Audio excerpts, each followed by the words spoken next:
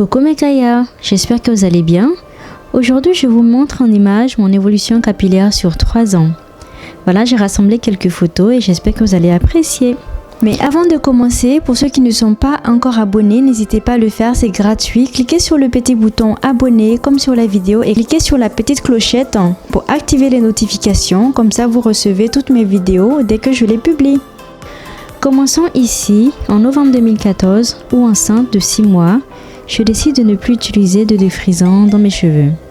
Cheveux que je défrisais depuis bien des années. Je ne saurais d'ailleurs vous dire la date de mon premier défrisage. Mes cheveux avaient été fragilisés par des défrisages incessants, sans compter les colorations. J'étais donc décidée à arrêter les produits chimiques. Février 2015, quelques jours avant mon accouchement, je décide de sauter le pas. Je décide de tout couper pour reprendre à zéro. Enfin, presque. La coiffure initiale que j'avais demandée à la coiffeuse était celle-là. Elle s'était un peu loupée, je pense. En même temps, à cette époque, je ne connaissais pas la différence entre les différents types de cheveux pour savoir que je ne risquais pas d'avoir cette coupe de sitôt. Et la coiffeuse d'ailleurs non plus. Et très vite, je commence presque à regretter mes cheveux longs. Bref, ainsi commence mon aventure nappy. Quelques mois plus tard, mes cheveux commencent à pousser, mais je ne m'en occupe quasiment jamais. Je ne fais ni coiffure protectrice, ni soins capillaires. Tout ce que je fais, c'est shampouiner à chaque douche. Ma coupe afro et mes cheveux ne ressemblaient pas à grand chose comme vous pouvez le voir sur les photos. Ils étaient tout le temps secs, presque toujours emmêlés et n'avaient aucune tenue. Je trouve alors que mes cheveux ne poussent pas ou poussent trop lentement, mais je ne craque cependant pas au défrisage pour autant. Je continue l'aventure nappy.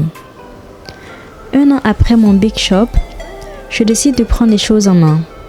Je regarde des tonnes de vidéos sur YouTube et décide donc de me couper les pointes à la maison et de faire mon premier lissage.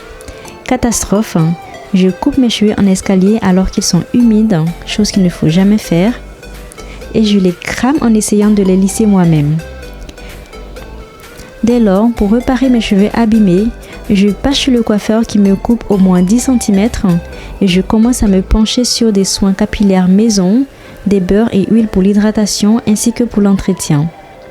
Je commence ainsi à avoir du volume. Mes boucles sont mieux définies grâce aux coiffures protectrices que j'apprends à faire. Je commence aussi à faire attention aux ingrédients des shampoings que j'utilise.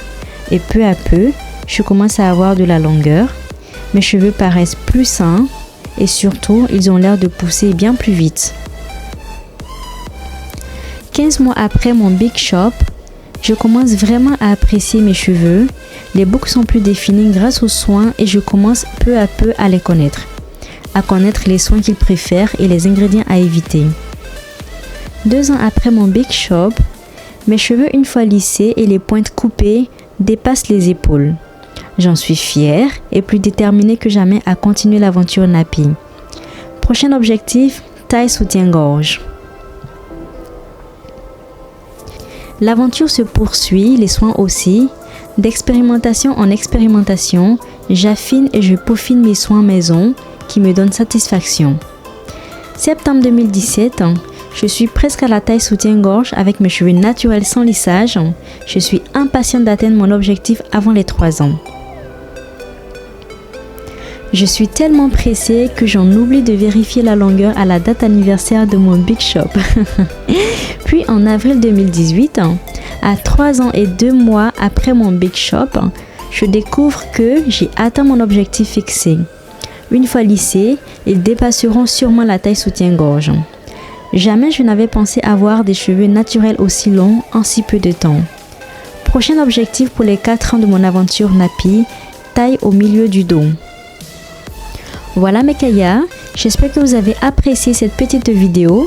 N'oubliez pas, avec un peu de patience et beaucoup de soin, la pousse de vos cheveux afro pourrait vous surprendre. À tous ceux qui souhaiteraient tenter l'aventure nappy, sachez qu'il n'y a pas plus beau que d'avoir ses cheveux naturels et croyez-moi, vous ne serez pas déçus. Si vous avez aimé la vidéo mes Kaya, je vous invite à la partager massivement sur tous les réseaux sociaux, ça m'aide énormément. N'oubliez pas de vous abonner pour ceux qui ne sont pas encore abonnés. N'oubliez pas de liker, de commenter, de me dire ce que vous en pensez. Je vous fais des bisous et je vous dis à la prochaine pour de nouvelles recettes. Bye bye!